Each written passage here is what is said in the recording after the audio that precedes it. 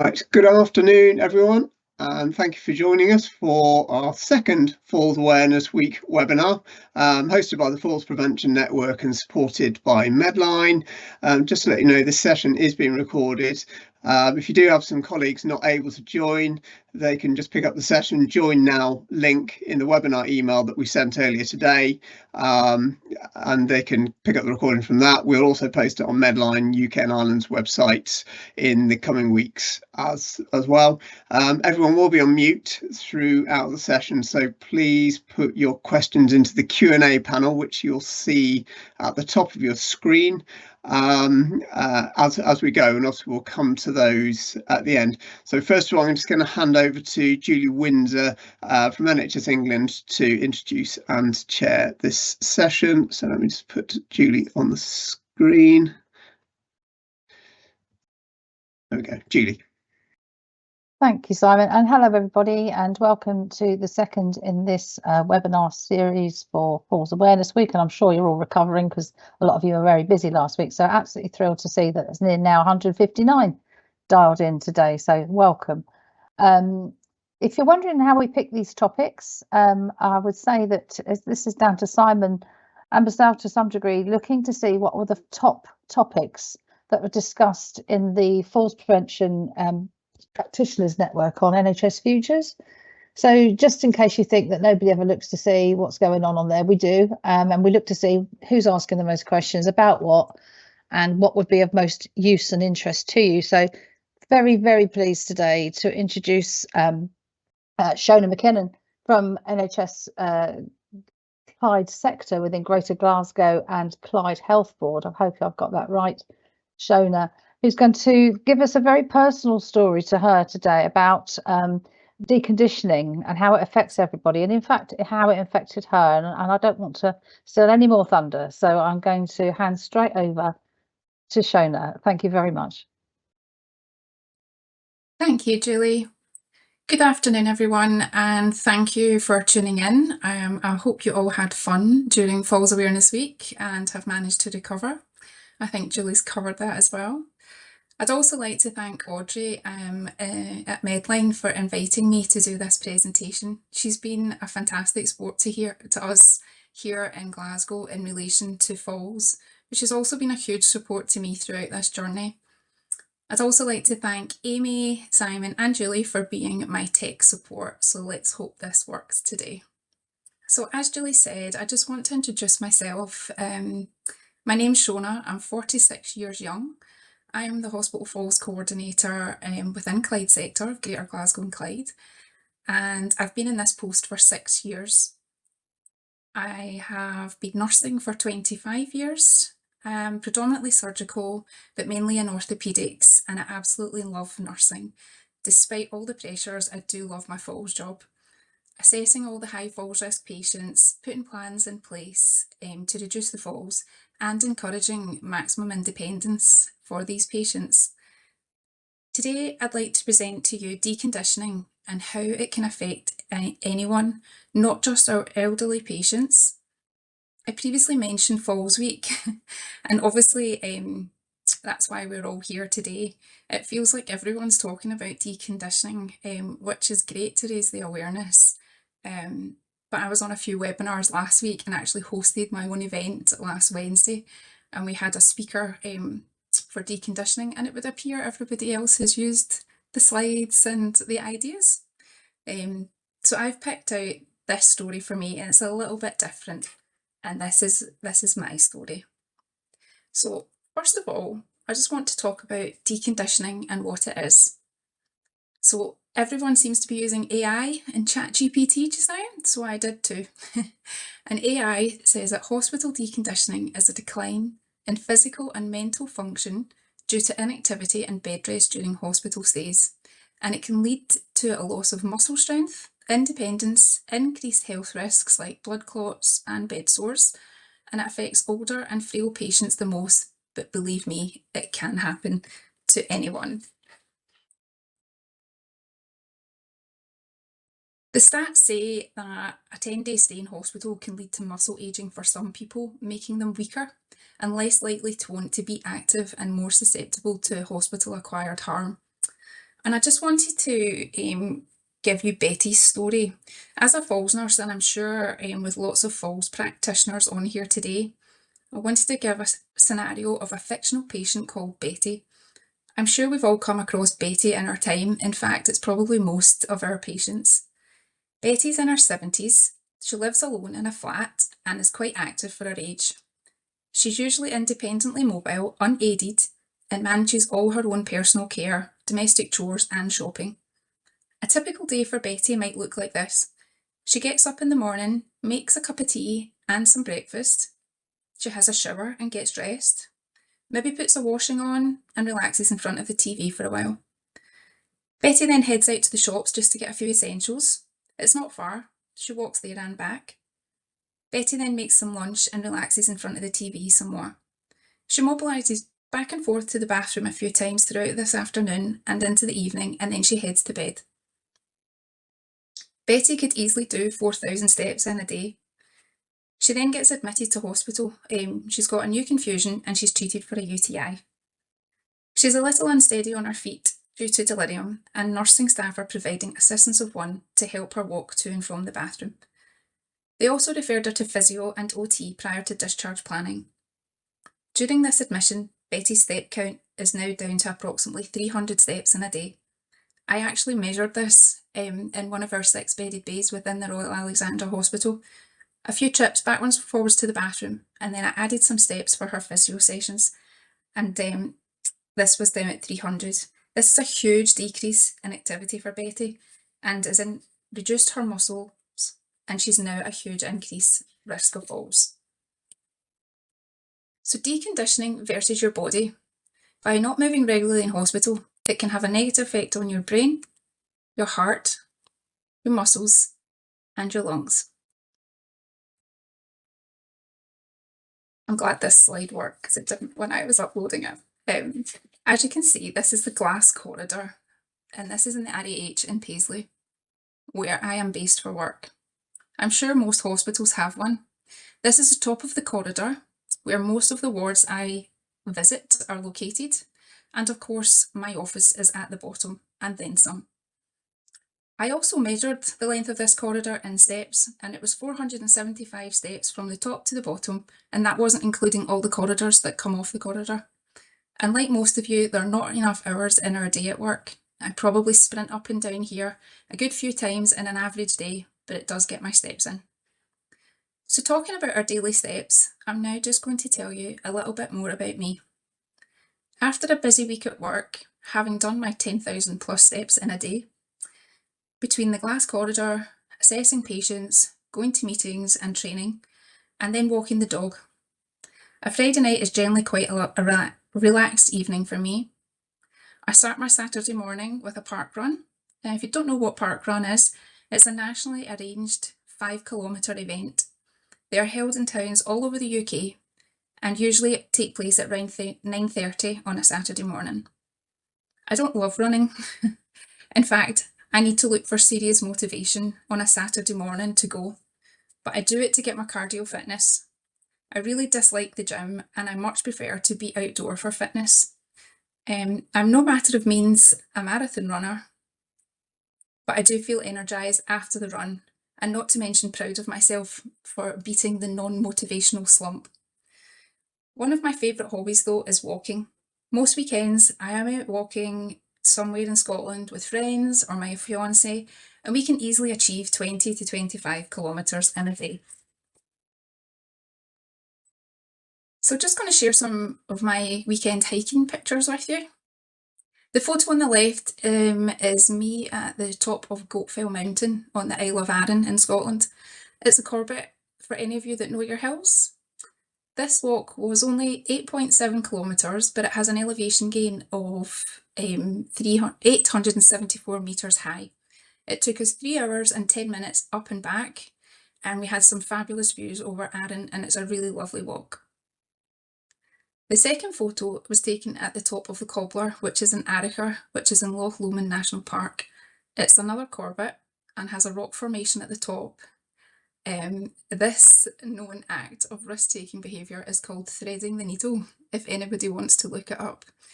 And if you do it, just don't look down. The Cobbler is 881 metres high. It's a distance of 12.2 kilometres and it took us 3 hours and 36 minutes up and down. The views over Loch Lomond are amazing. I know some people are probably thinking, you do this for fun, but I actually do enjoy a night out in town and absolutely reward myself with delicious food and beverages after achieving these walks. As you may have read from my synopsis, I completed the West Highland Way in Scotland. It's a 96-mile hike across Scottish moorland, starting in Glasgow, through Loch Lomond and ending in Fort William. Although I think people are too smitten with my cute dog in my synopsis photo, who is Angus, the bearded collie, and he is just a big softie, scared of his own shadow, but a cutie. I didn't take him on this West Highland Way walk. I thought it would just be too much for his big coat. I did this walk with my very good friend, who is also an avid walker. And since I've been given the stats already in kilometres, we'll convert that 96 miles and it equals 150 kilometres. We did it over 6 days, doing anything from 17 kilometres a day to 40 kilometres on our longest day. The whole experience was amazing, out of this world, even with the full days of good old Scottish torrential rain in the middle. But we do have a beautiful country and we met some lovely people on the walk too, from many nationalities, and we shared lots of stories while walking together at some points. As if completing 154 kilometres of the West Highland Way wasn't enough for our DOMs, my friend and I then went on to walk up Ben Nevis mountain in Fort William. The elevation gain for Ben Nevis is 1,334 metres high, and it took us 5 hours and 17 minutes up and back. It was tough, but it was a fantastic experience, and for any hill walkers that are listening, they will get this. It is like party central at the top of a hill. Everyone is literally on a high to have achieved getting to the top. We physically had our feet in the snow and our head in the clouds, and we met some fabulous people along the way.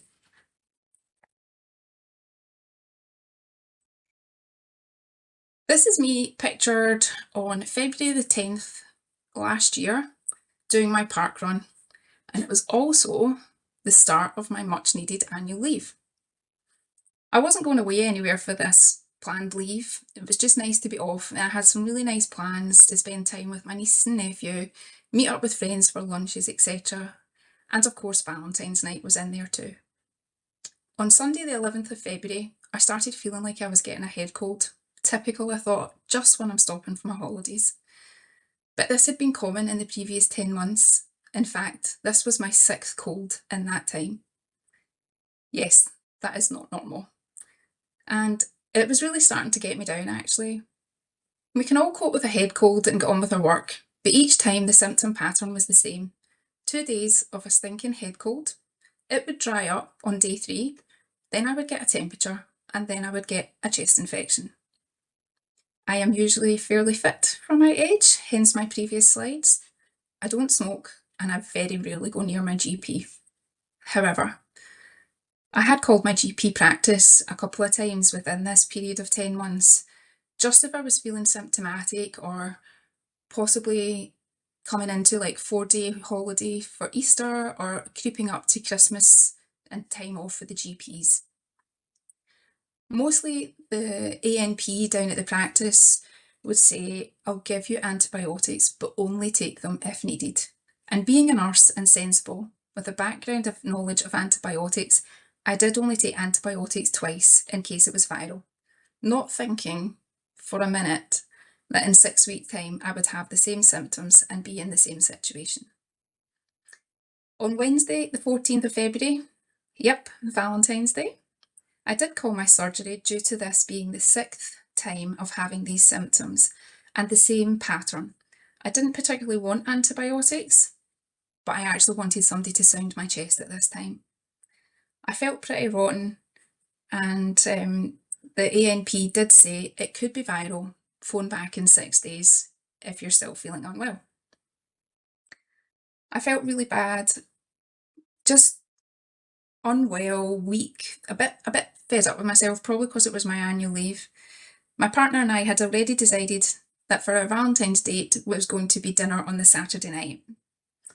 On the Thursday, I actually felt okay, but I could feel the gunk building up in my chest. But this had been the norm for 10 months. On the Friday, I didn't really feel unwell, but I just couldn't piece myself together. For anybody on here that's worked shifts in the past, it's like doing 3 night shifts and then trying to do a shopping on your first day off. You just can't make a decision. Later that evening, however, I was definitely chesty and had a productive cough. I took some paracetamol and brufen and went to bed. And I slept, and I slept, and I slept some more. As you can see from these Fitbit stats, the picture on the left this was the Friday night, the 16th of February, through to Saturday, the 17th of February. And that 7:21 p.m. is not a typo. I literally could not waken up. I had a bottle of water beside the bed and some paracetamol. I occasionally took a swig of the water and fell asleep again. I tried desperately to waken and remember wanting to sit up in bed. My chest was full of phlegm, and when I did cough, it tasted awful. I was aware my phone was beside me at the side of the bed, and it was buzzing intermittently with text messages, but I couldn't lift the phone to read the message, never mind reply. About 3 o'clock that afternoon, I wakened a bit and I couldn't believe the time. I would normally have done parkrun and been up and down a mountain at this time. Thankfully, my friend and I had cancelled this day's walk the night before. I was starting to worry a little now, as I am not that person for lying in bed, and thought to myself, what would I do if I was actually my patient? So I managed to get up. I thought to myself, you've not passed urine since yesterday. You've not drank, you've not ate, and anybody who knows me knows I love my food. I struggled from my bedroom to the hallway, heading for the bathroom, and I met my son's girlfriend. And she got a fright to see me, and her response was, "Oh, didn't know you were home. Thought you were away out walking." I replied, "Lauren, I really don't feel very well." She went and got me a cup of tea, because in Scotland a cup of tea fixes everything. I then managed to go to the bathroom. I still don't know if I drank that cup of tea. I went back to bed.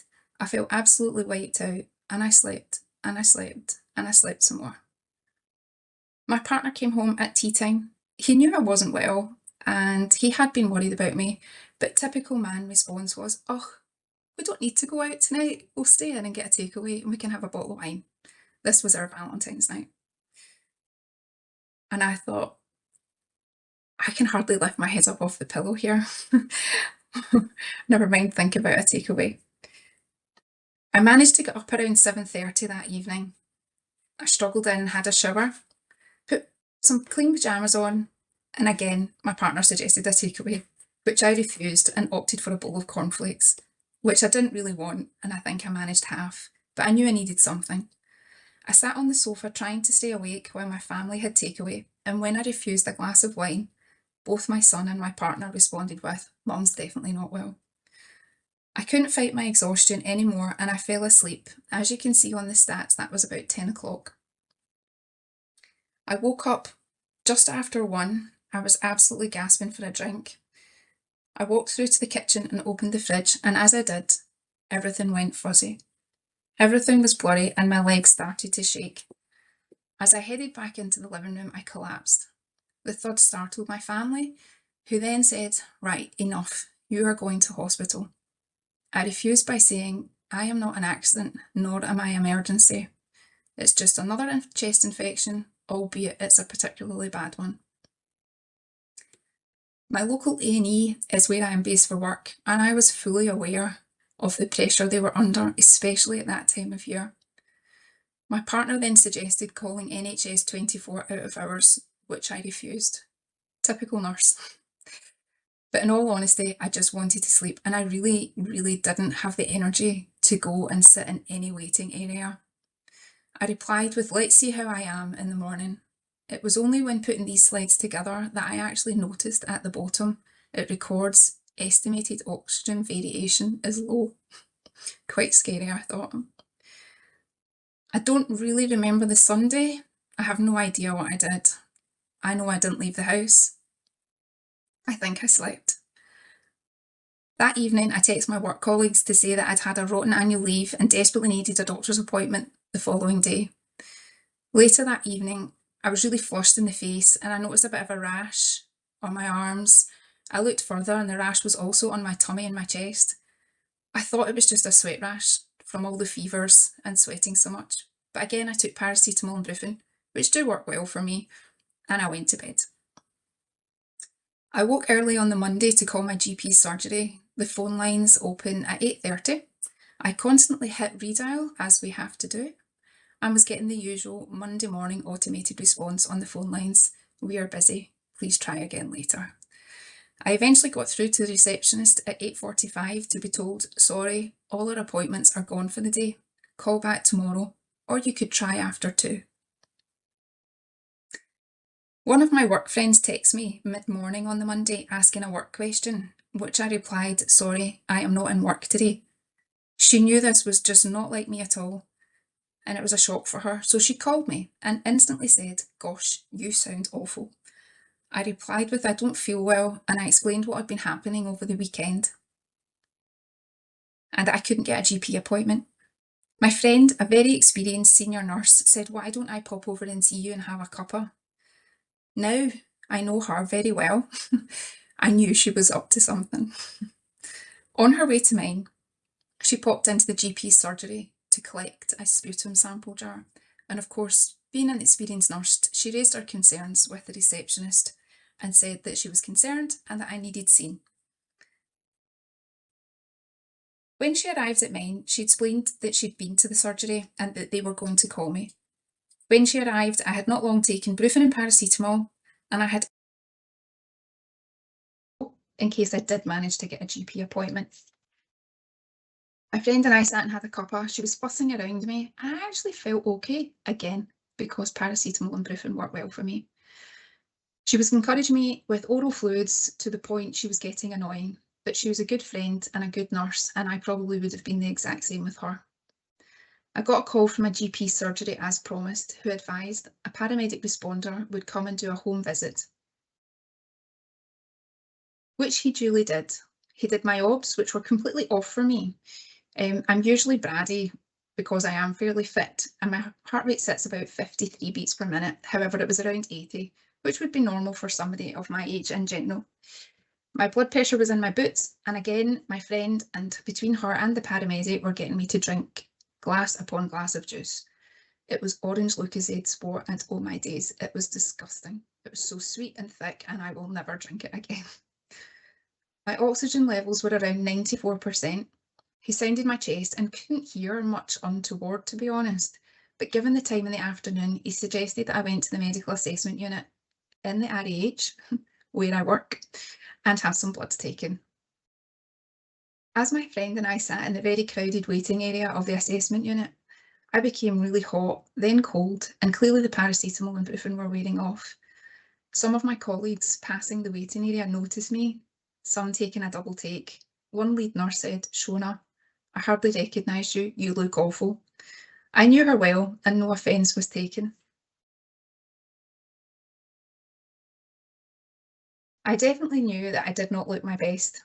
When I eventually got taken into triage, my temperature was over 40, I was tachycardic and my blood pressure again was in my boots. They sent bloods and cultures, left me with a cannula, they did COVID and flu tests and sent off a sputum sample. I was completely septic. I was put in the assessment area on a chair. A doctor came in to talk to me and kept asking me, how are you feeling? Can you tell me how you're feeling? I could feel myself deteriorating and all I could reply was, I just don't feel well. I just don't feel well.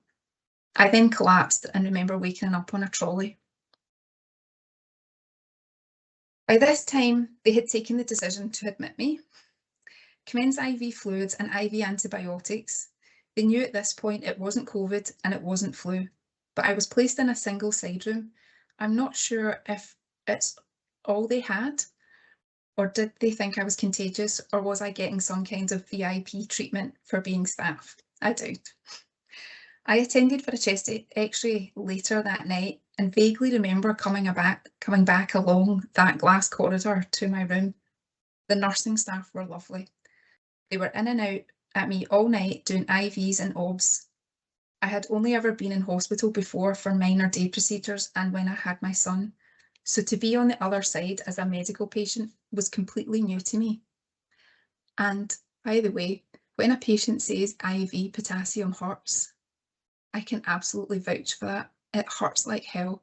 I didn't sleep that much that night between IVs and OBS, discomfort, and this rash was so itchy. I felt like my skin was on fire. It was like really bad sunburn. You can see it ever so slightly, the sort of mottled look on my lower forearm there. The next morning, the Tuesday, a really lovely consultant who knew me from work came into the room and brought his laptop. And he said, Shona, I've actually brought my laptop just to show you how sick you are.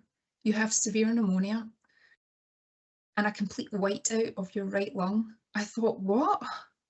But I'm fit. I'm not even on oxygen. So a few days of antibiotics, he said, and we'll keep reviewing you. The funny thing was, Audrey from Medline and myself had been doing training sessions in MAU and AMU in the previous months. Nursing staff were coming in and asking, don't I know you? I'd reply with, yes, you were in my class 3 weeks ago. It did raise a giggle. And this was right outside my room. This is the ward's falls information board. If you can see the little yellow laminated sign just above the trolley wheels, it actually says, your local hospital falls coordinator is Shona MacKinnon. If you have any falls related questions, please call, and my number was there. I was like, yes, I'm right here. Later that day, I was moved to a 6-bedded bay that evening. At first I thought I'll never sleep in here, as a few women were already settled for the night and the snoring was loud.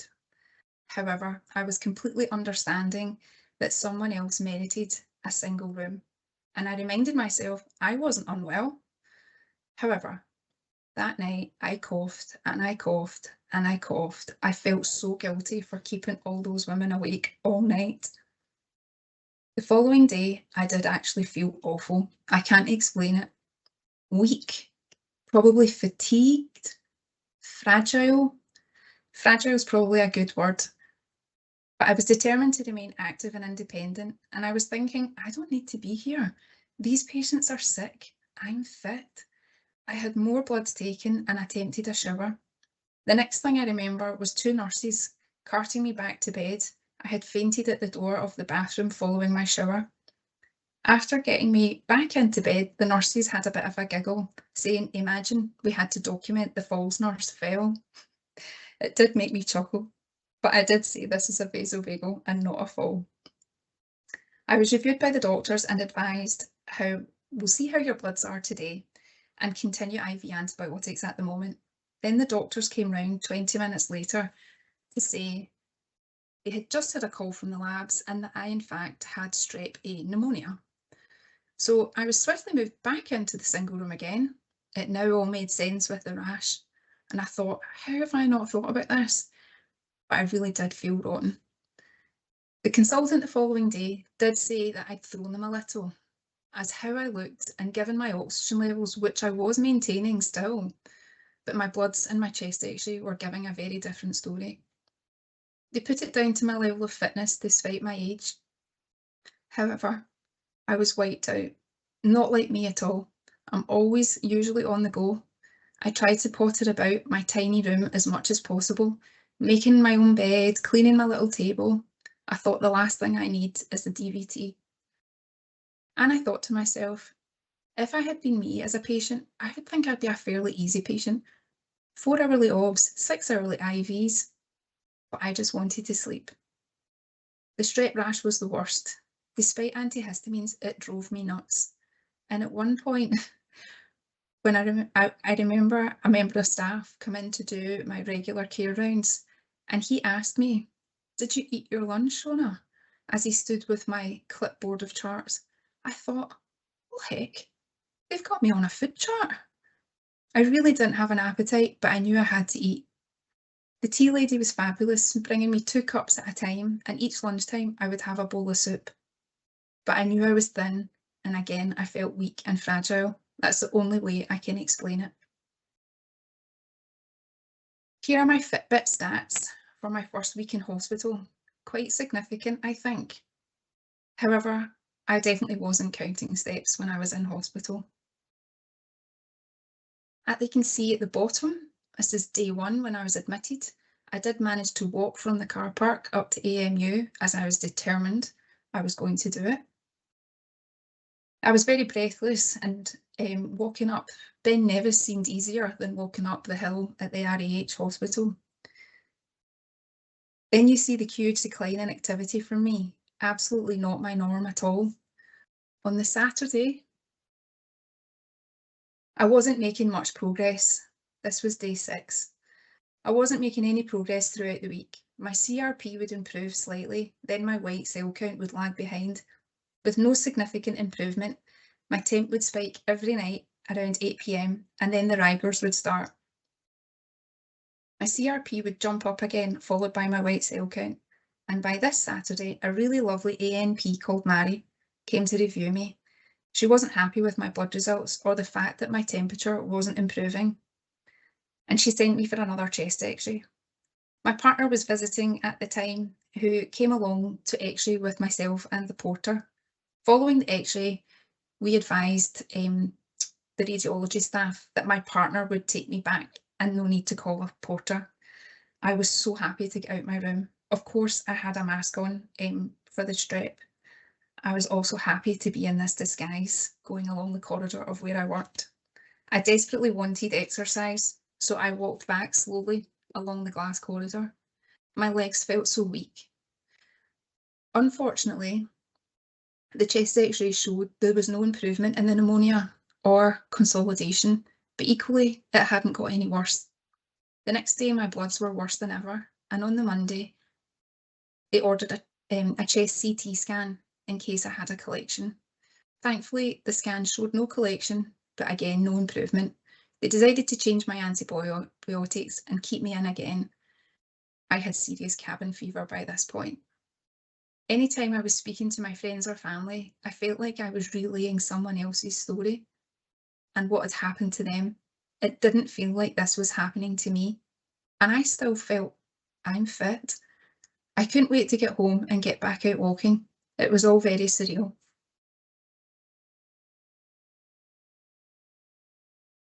I'm just going to hope this works here. If it doesn't.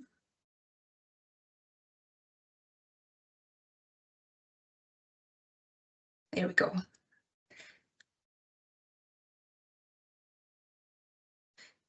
So now, so that we keep active, I'd like everybody just to get up on their feet, and if able to without falling over, could you please stand up and try standing on one leg for 30 seconds? Hopefully this works, and what I'll do is I'll pause it at 30 seconds so we can swap legs and try with your other leg.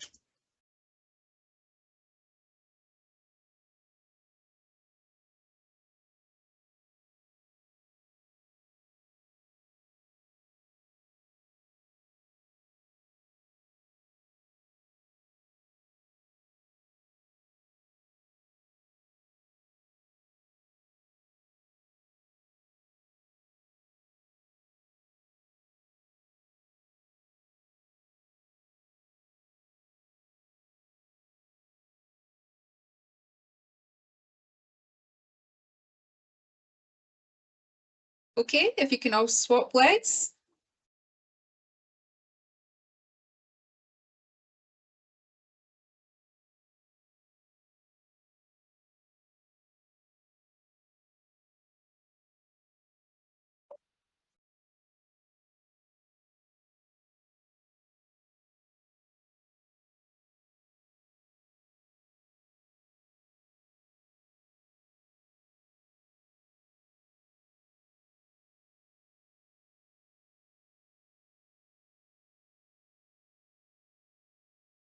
Thanks, everybody. You can all safely sit back down again. Doesn't it feel good just to get up and move a little bit? What you've just done is you just reduced your risk of hip fracture in the future.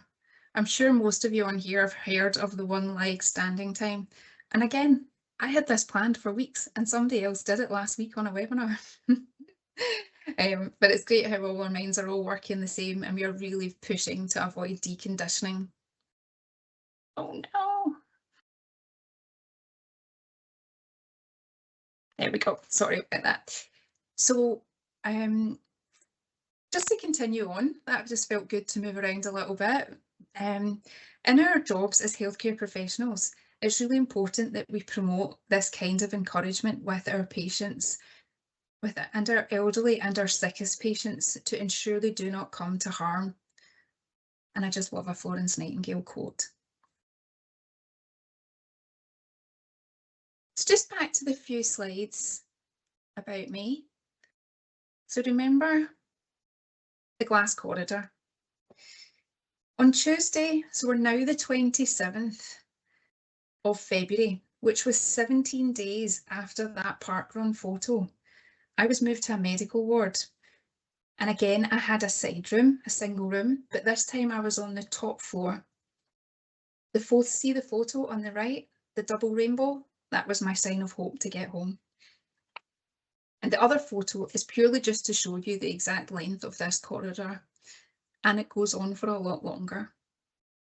My CRP had started to improve, and over the next few days, as did my white cell count. However, my temperature was still spiking and not behaving. I remember texting friends saying, pray for the temperature. On Friday, now the 1st of March, I finally got home.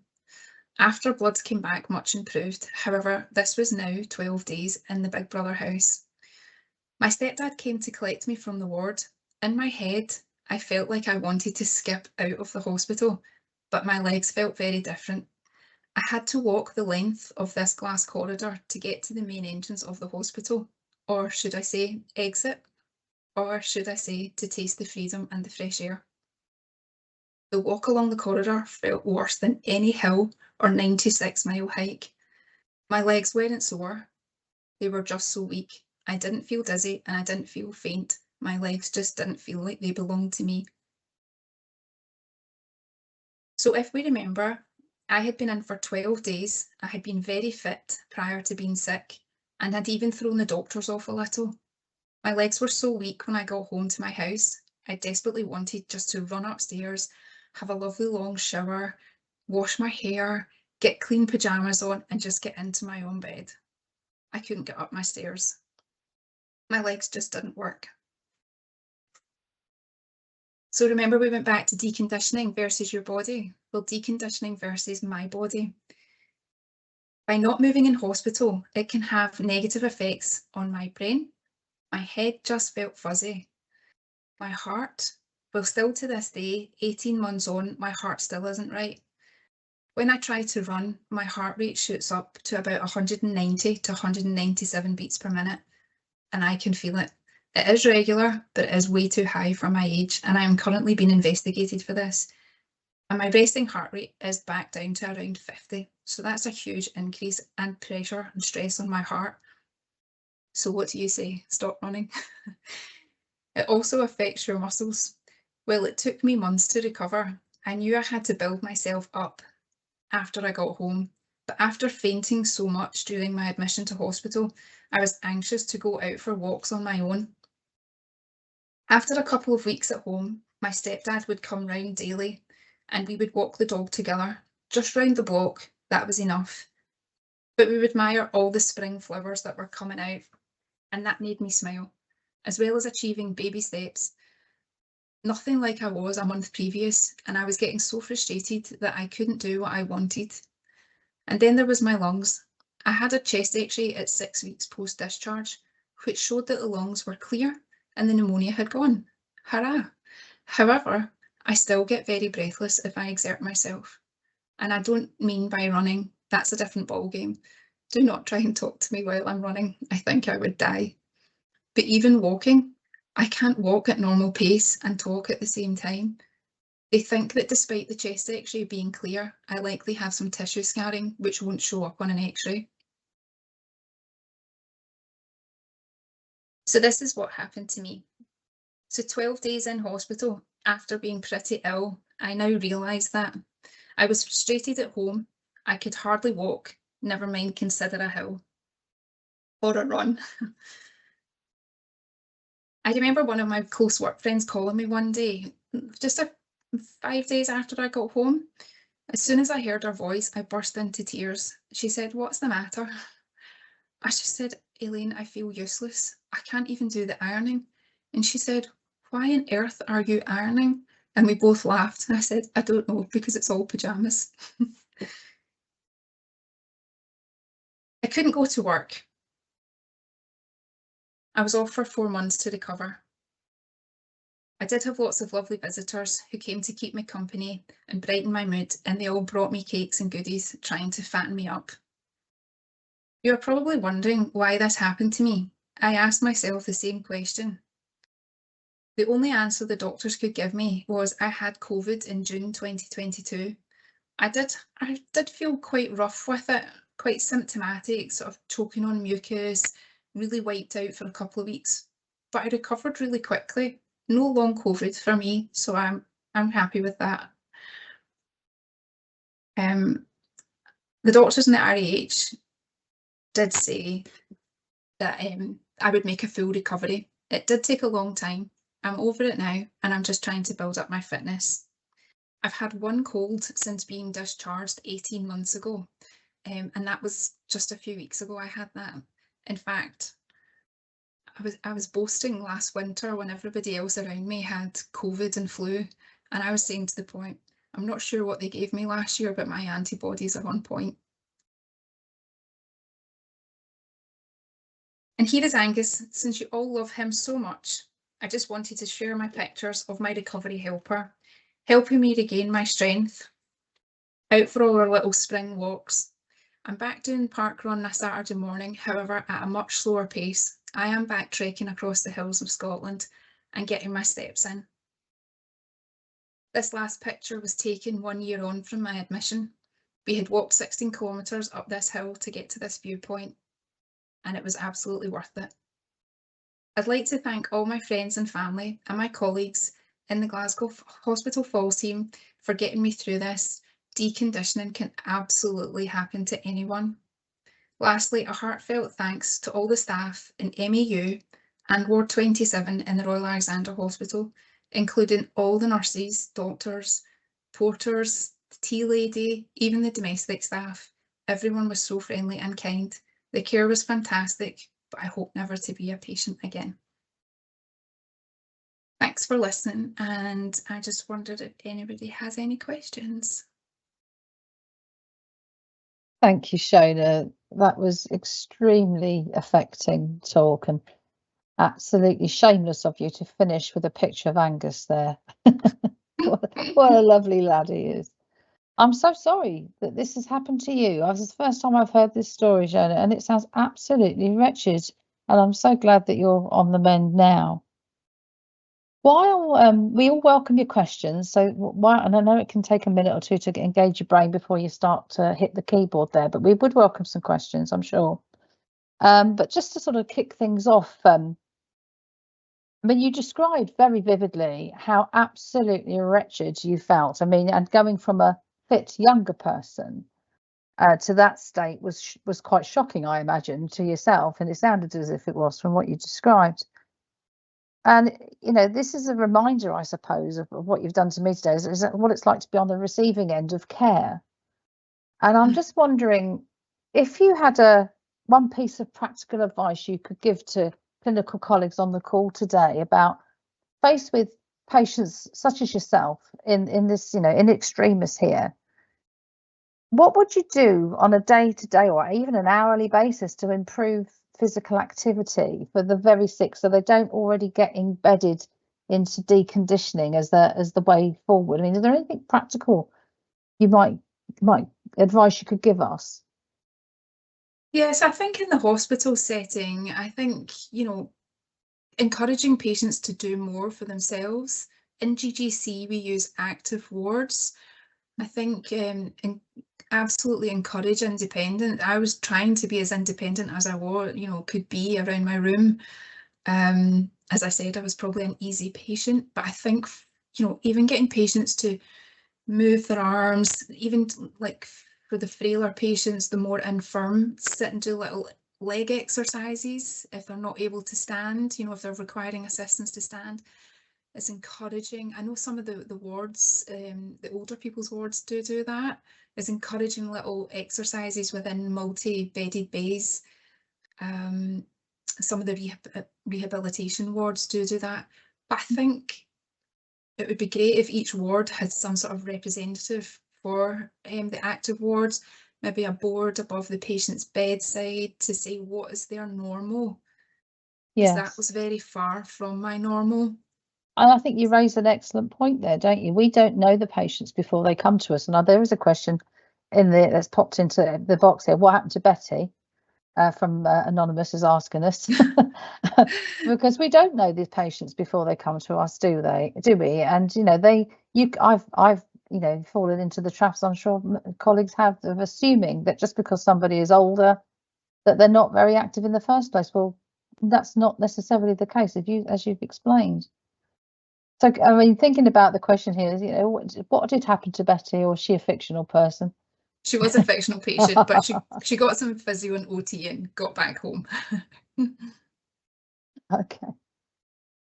I like the idea of your of your champion type person for activity.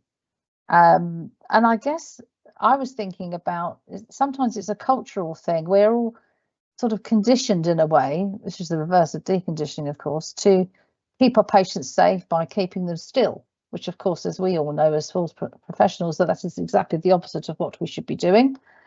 But the culture sometimes is set up on the ward, isn't it, in such a way that you don't want to move people for fear of being like yourself. You were fainting all over the place, and staff are concerned and worried that this might happen to patients. But we need to support a culture that encourages activity, and I can see that an activity champion on the ward might be a good person to do that.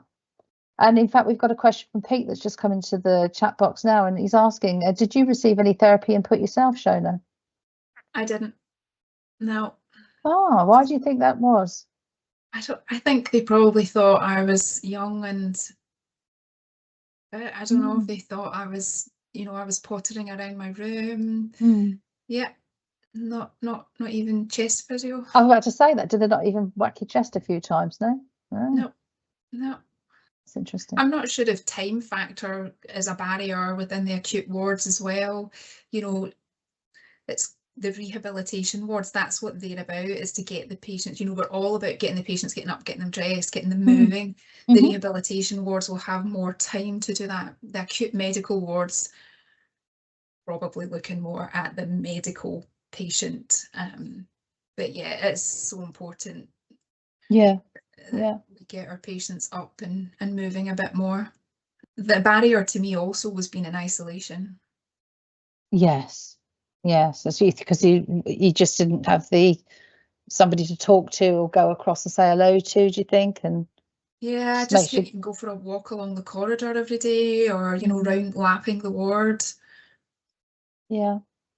We've got a couple of questions here that sort of tie in, really. They're thinking about outside the hospital environment here. I mean, you know, about public messaging, I think we're hearing about avoiding deconditioning when patients are at home and not very active. And it's sort of, you know, somebody out, Claire, saying that, you know, it almost feels as if it wants a campaign like the sepsis campaign almost. I mean, I think I think the 10-year plan sets out in England anyway, a very clear direction about prevention. And I know that physical activity is being picked up at national level now. And so I wouldn't be at all surprised to see in the future, Claire, some very public messaging about increasing physical activity for persons at home, i.e. you and me, because I'm certainly sort of coming into those age brackets these days, about being more active in older life.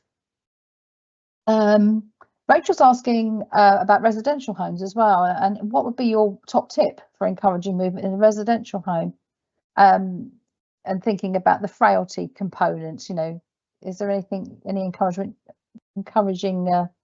messages you could give us about that? think there are groups that come into residential homes, and then maybe, or even their activity coordinator, and they'll do little exercise classes. I've seen things like that online. Even just, you know, a huge inflatable ball, they throw that between them. Little dance sessions, as able. But obviously it's an individual how able they are, but even to encourage some sort of movement is just everything is helping just to keep the muscles moving and the brain active. It's like snack size movements, isn't it? I think we were talking a bit earlier and we were saying things like, you know, you might want to use a wheelchair to get somebody to go to the loo, because obviously time is a critical factor very often for older people, but maybe walk back. Or some, I've seen on some areas as well, sort of rest points on long stretches. I was thinking of your glass corridor, and some of our corridors and our wards are very long, but having a rest point at the way back. So and just thinking about, you know, when if they're having a wash at bedside, could they stand up, you know, for even to wash their face or something like that? It's like snack size activity, isn't it? And building that in. And rather than give the patient, you know, the bowl to brush their teeth at the bedside, walk them to the sink to be able to brush their teeth, and make it a bit more dignified as well, because you wouldn't use a bowl to do your teeth at home. No, indeed. All good points. Somebody's asking here, well, not they're making the point really, about how your story highlights the importance that falls assessment are important for all patients regardless of age. And I would absolutely, I mean, we agree with that. I mean, we know, of course, the NICE guidance advises us to look at patients between 50 and 64 with conditions that might put themselves at risk. But of course, sometimes patients in our hospitals, by dint of them being so sick, they're in a high falls risk category, even if it be temporarily, as it was in your case. So yes, it's a really good point that person makes there. Another person's asking you, Shona, on reflection, Shona, would you have done anything different whilst sick in hospital or during the recovery once back at home? I don't think I could have done anything differently in hospital. I did ask to go out for a walk. I was obviously very aware that I was in isolation. The very lovely ANP knew I was just cabin fever. She did allow me for a short walk one day into week 2, but I had to leave the ward. My partner was with me, and we took a chair. So embarrassed. We took a chair, but I had to wear the mask. I had to leave the ward, wear my mask, and obviously stay away from any of the bays within the hospital, within the ward. We didn't get too far, but we did get outside one of the doors and just got a bit of fresh air and back. If I'd had the energy, I'd have probably have tried to do that a lot more often. I didn't have the confidence to do it on my own, because I'd obviously fainted 3 times prior to that, so I wouldn't have left my room on my own. Yeah, it was difficult. It was a difficult one. On hindsight, when I got home, I wanted to. I just couldn't. I literally just couldn't. My legs wouldn't work. But it literally was baby steps, and then we eventually got there. I just gave myself a little goal every day. Yeah, I think that's you're right, isn't it? It's just actually like this little snack-sized goals, I suppose. And I missed out, Alistair. I missed your comment at the beginning of the chat here that, you know, about saying this is fantastically terrible story that you're painting. Obviously, this is what's happened to you, Shona, and it really makes him think, and I think it's made us all think about how acute illness and being in hospital has an absolutely catastrophic and dramatic effect on older persons. And that I can certainly be guilty of thinking, oh, it's another, you know, another septic patient, whether it be chest or whether it be urine or whatever it might be, you know, and really easy to lose sight of the fact that this person was living a life before they came into your care. People don't live in hospitals, do they? They live at home. And they were doing all of the things that they normally would do. And all of a sudden, they find themselves poleaxed in this bed.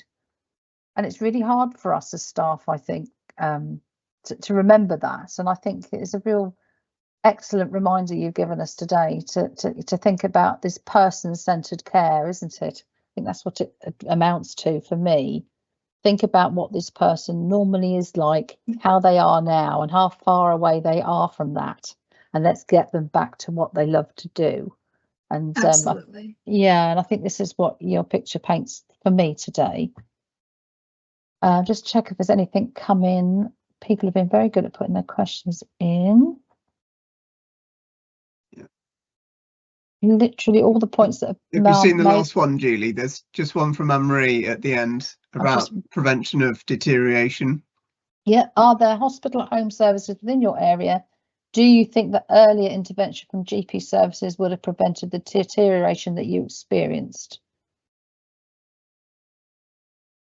I understood the response from the ANP at my practitioner. If I was her, I'd have probably done things a little bit different, given the fact that I'd been poorly so many times within a short time frame.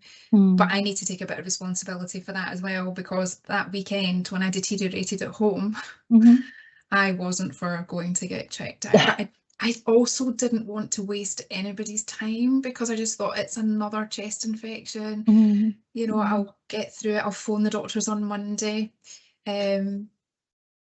Yeah. Yeah, and it's about the importance that I was struck by the fact that you had very good friends and family who were around you saying, "You're not right. I don't like the look of you," and sort of pressuring you to in the nicest way to go and seek help. And it was having that additional carer perspective, I suppose, but that helped move you forward. Even when I was inpatient in hospital as a patient, I still didn't think this was happening to me. It was only probably months later that I thought, actually, you were really sick. You know, you should have actually probably have gone to A&E, or at least phoned out of hours and taken advice from them. But I think what my OBS, this is what threw them, was because of my level of fitness for my age, my OBS weren't too bad, considering, but it was when they actually did the bloods in the chest x-ray that it told a very different story. Yeah. So I think things were masked a little. I'm very aware now that we're 1 minute over time. There's a couple of questions come in. I don't know, Simon, do you want to call it? I'm very, very aware that people have probably got to rush off to clinical duties. Yeah, I mean, I think it's still worth if we can come up with the answers for those, because obviously we've got the session's recorded anyway. So if anyone wants to come back and pick it up later, so if people do need to go, then do, of course. Let me just think this. Sorry, I have to keep swapping screens because it keeps compressing. Somebody's asking, would you have done a bit of cycling if you'd had the floor pedals available? And I guess these things that you sit on the floor, and would you have done that, do you think? Absolutely. I was walking around my bed to the window, back round, all the way around. I would have done anything. I was doing little ankle exercises, because being my age as well, I thought, I don't want a DVT. They were giving me blood thinning injections. I mean, I literally was a pincushion with all the things that I was getting. But yeah, anything I think would have helped. And I think that's the thing. They probably thought I was young and fit and didn't need the physio. And it wasn't until I was walking out of the hospital that I thought, my legs don't work. They didn't watch me walk a distance. They saw me be independent in my room. I was showering independently. I was to and from the bathroom. I didn't need that input of help with personal care or going to the bathroom. So somebody said about exercises on the television as well. I'm guessing this would be hospital television. I don't know. I think it's quite difficult to get evidence-based exercises on the hospital pedia services. I'm not sure what it's called. I think other services are available, but that's a good idea. Yeah, but I guess it's not having any old exercises. It's about targeted exercises that we would be interested in, individual based. So I think that's difficult, but I mean, maybe something to think about in the future.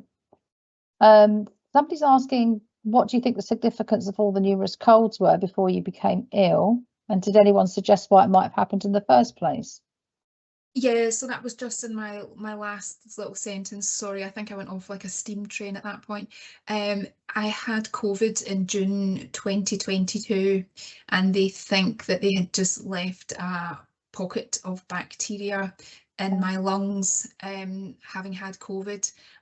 Hence, I was susceptible to picking up all the bugs. I was obviously working in the hospital.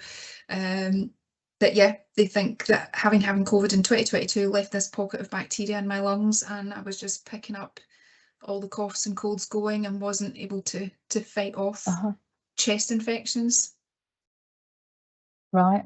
Until it actually got to that stage. Gosh. Somebody else is asking, in your role as the falls coordinator, have you changed your practice or those of others as a result of your experiences?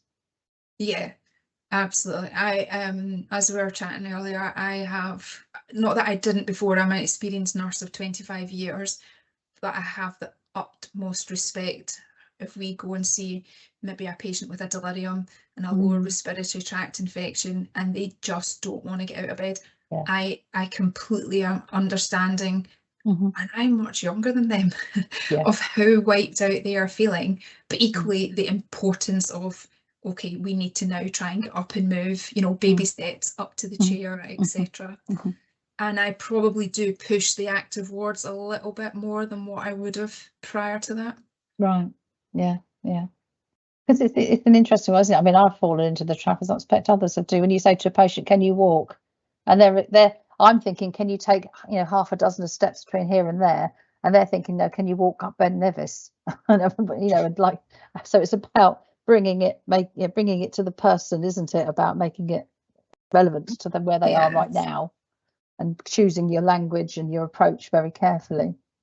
I think it's difficult as well if you don't, you know, it's very individual based. The person has to have the motivation to move as well. Yeah. You know, and that might be their norm at home, is they're not very motivated to. So it's just about being that voice of encouragement, I think, with our patients. Seem to have another upvote for this little exercise bike as well as these little pedaling machines that could be useful in some settings as well. By the look of it, somebody's had them on an acute haematology board during stem cell transplants. So yeah, lots of food for thought. I think maybe questions have slowed down a bit now. Yeah, I think we're there pretty much through them now. So thank you very much. Do you want to close, Simon? Yeah. I'll just give them 1 minute. Just say thank you, Shona, for your time today. That's it's been absolutely fascinating and a real privilege to hear about your journey as a viewpoint we don't often get to hear, isn't it? So I'm very grateful for your time and efforts today. Thank you, Jill. And Simon, do you want to close? Yeah, I'll just finish off. So yeah, I just wanted, again, also to say just thank you so much to Shona for today's very powerful session, and also to Julie for chairing brilliantly as always. And don't forget, we have one more webinar this week on Friday from Kerry Tyler of Mid and South Essex, who's going to run a session on a new quality improvement initiative she's leading called the Toilet Runway Project. So there's some really interesting insights from that. So that's on Friday at 12 midday again, so please try and pick that one up if you can. But again, like all the sessions, we will record them, so you can always pick them up later if you're not able to get on. So thank you very much to everyone for joining it, and hopefully we'll see you on Friday. Thanks very much. Bye. Bye-bye.